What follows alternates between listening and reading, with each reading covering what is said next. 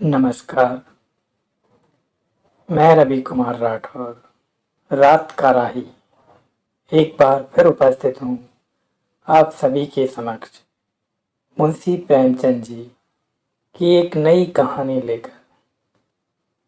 मुंशी प्रेमचंद जी की हर कहानी आपके दिल को छू जाती है और मुझे आशा है ये कहानी भी आप सभी श्रोता साथियों के दिल दिमाग को छू जाएगी।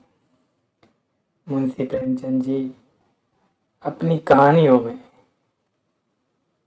बिल्कुल यथार्थ जीवन का चित्रण तत्कालिक समय और आज के समय के हिसाब से बिल्कुल संजीदा और तार्किक रूप से करते हैं। तो साथियों, आज फिर आपके समक्ष मैं उन्हीं की लिखी हुई एक और बेजोड़ कहानी को सुनाऊंगा। आज की कहानी का शीर्षक है मिलाप। लाला ज्ञानचंद बैठे हुए हिसाब किताब जांच रहे थे कि उनके सुपुत्र बाबू नानक चंद आए और बोले, दादा, अब यहाँ पड़े पड़े जी उगता गया। आपकी आज्ञा हो तो मैं शहर को निकल जाऊं। 2-1 महीने में लौट आऊंगा। नानक चंद बहुत सुशील और सुंदर नवयुवक था।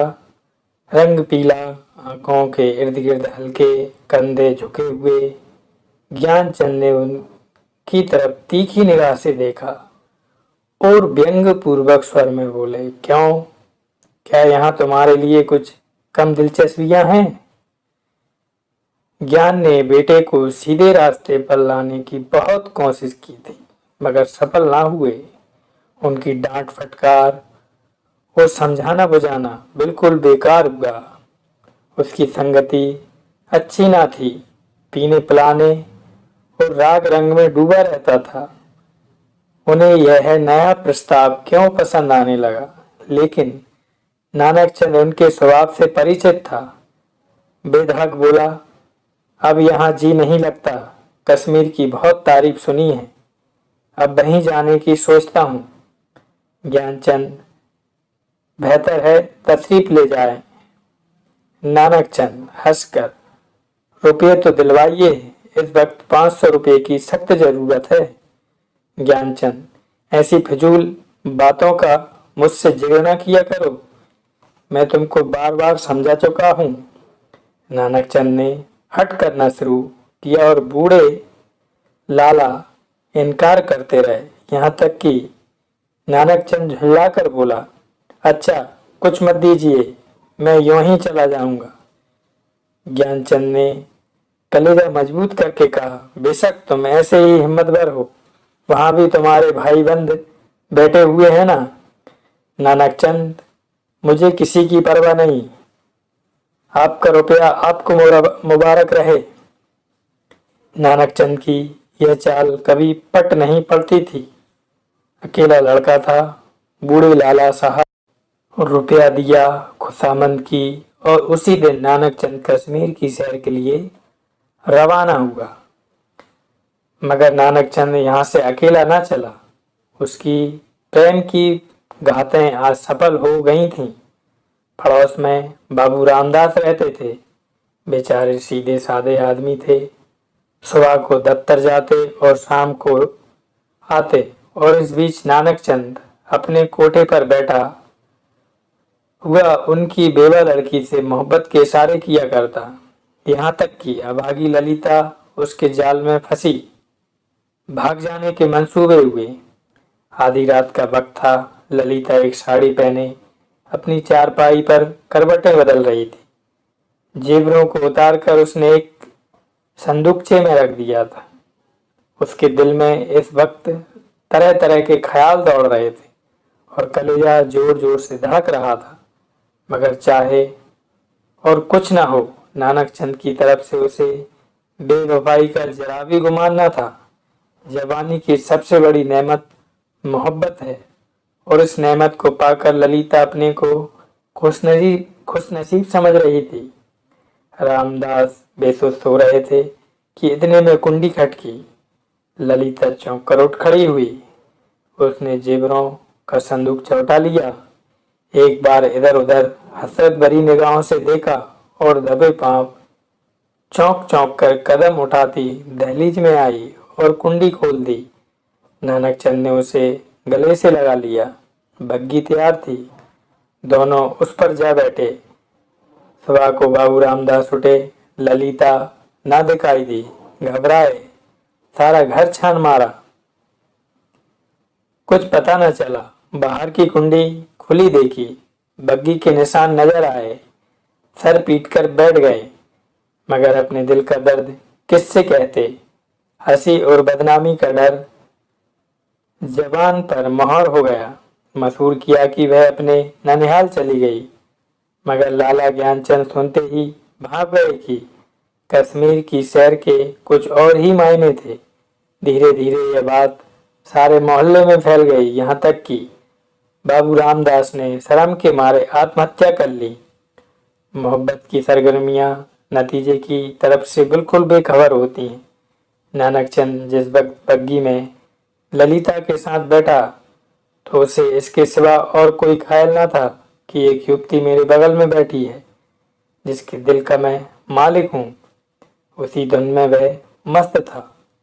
बदनामी का डर, कानून का खटका, जीविका या के साधन, इन समस्याओं पर विचार करने की उसे उस वक्त फुर्सत ना थी। हाँ, उसने कश्मीर का इरादा छोड़ दिया। कलकत्ता जा पहुंचा। किफायतरी का सबक ना पड़ा था। जो कुछ जमा था 2 महीनों में खर्च हो गया।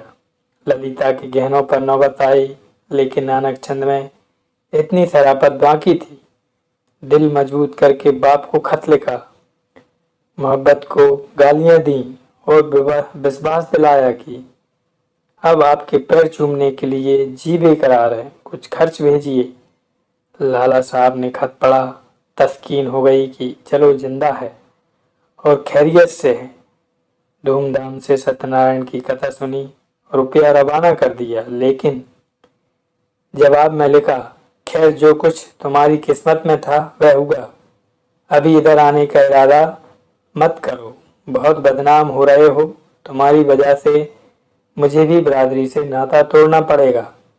इस तूफान को उतर जाने दो, तुम्हें खर्च की तकलीफ ना होगी, मगर इस औरत की बाह पकड़ी है तो उसका निबाह करना, उसे अपनी ब्याहता स्त्री समझो। नानक चंद के दिल पर चिंता का बोझ उतर गया। बनारस से महावार वजीफा मिलने लगा।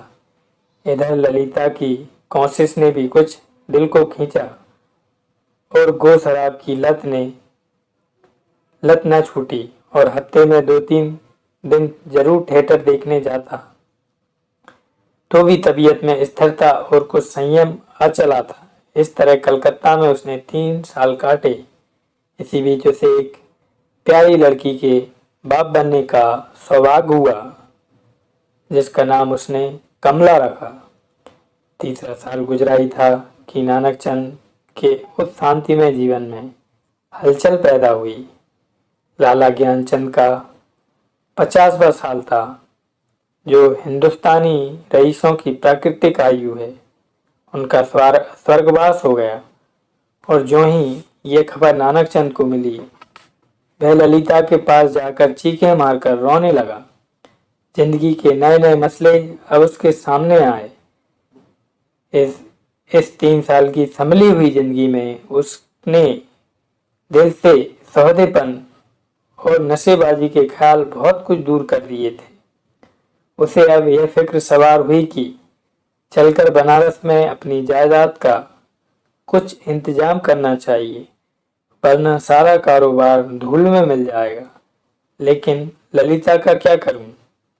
अगर इसे वहां लिए चलता हूं तो 3 साल की पुरानी घटनाएं ताजी हो जाएंगी और फिर एक हलचल पैदा होगी जो मुझे हुक्काम और हमजोलियों में जलील कर देगी। इसके अलावा उसे अब कानूनी औलाद की जरूरत थी। यह हो सकता था कि वह ललिता को अपनी ब्याहता स्त्री मशहूर कर देता, लेकिन इस आम ख्याल को दूर करना असंभव था कि उसने उसे भगाया है। ललिता से नानकचंद को अब मोहब्बत न थी जिसमें दर्द होता है और बेचैनी होती है।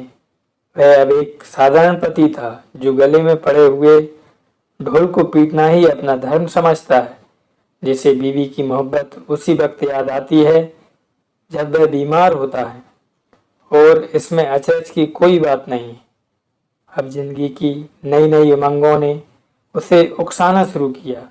वे मंसूबा पैदा होने लगे जिनका दौलत और बड़े लोगों के मेलजोल से संबंध है। मानव भावनाओं की यही साधारण दशा है। नानकचंद अब मजबूत इरादे के साथ सोचने लगा कि यहाँ से कैसे भागूं। अगर इजाजत लेकर जाता हूँ तो आज के तीसरे दिन ललिता बनारस में मेरे सिर पर सवार होगी। कोई ऐसी तरकीब निकालूं कि इन संभावनाओं से मुक्ति मिले। सोचते सोचते उसे आकर एक तदबीर सूझी। वह एक दिन शाम को दरिया की सैर का बहाना करके चला और रात को घर पर ना आया। ललिता हैरान थी कि क्या माजरा है। दिल में तरह तरह की दुश्चिंताएं पैदा हो रही थीं। वहां जाकर जो कैफियत देखी तो दुनिया आंखों में अंधेरी हो गई। नानकचंद के कपड़े खून में तरबतर पड़े थे। उसकी वह सुनहरी घड़ी, वही खूबसूरत छतरी, वही रेशमी साफा, सब वहां मौजूद था। जेब में उसके नाम के छपे हुए कार्ड थे। कोई संदेह न रहा कि नानकचंद को किसी ने कत्ल कर डाला। 2-3 हफ्ते तक थाने में तहकीकातें होती रहीं और आखिरकार खूनी का पता चल गया। पुलिस के अफसरों को बड़े बड़े इनाम मिले। इसको जासूसी का एक बड़ा आश्चर्य समझा गया। खूनी ने प्रेम की प्रतिद्वंद्विता के जोश में यह काम किया, मगर इधर तो गरीब बेगुनाह खूनी सूली पर चढ़ा हुआ था और वहां बनारस में नानकचंद की शादी रचाई जा रही थी।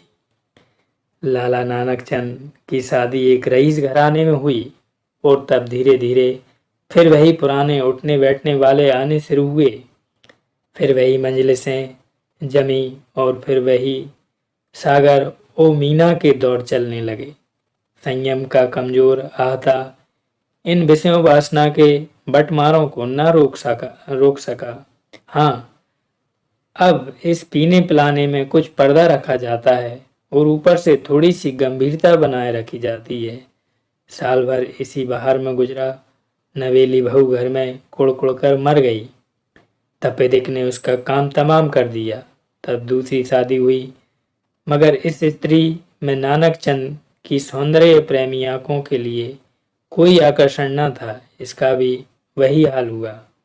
कभी बिरा रोए कौर मुँह में नहीं दिया। 3 साल में चल बसी। तब तीसरी शादी हुई। यह औरत बहुत सुंदर थी, अच्छे आभूषण से सुसज्जित। उसने नानकचंद में जगह कर ली। एक बच्चा भी पैदा हुआ। नानकचंद गृहस्थिक आनंदों से परिचित होने लगा।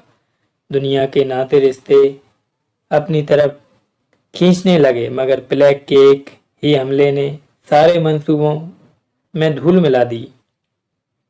पति प्राणा, स्त्री मरी। 3 बरस का प्यारा लड़का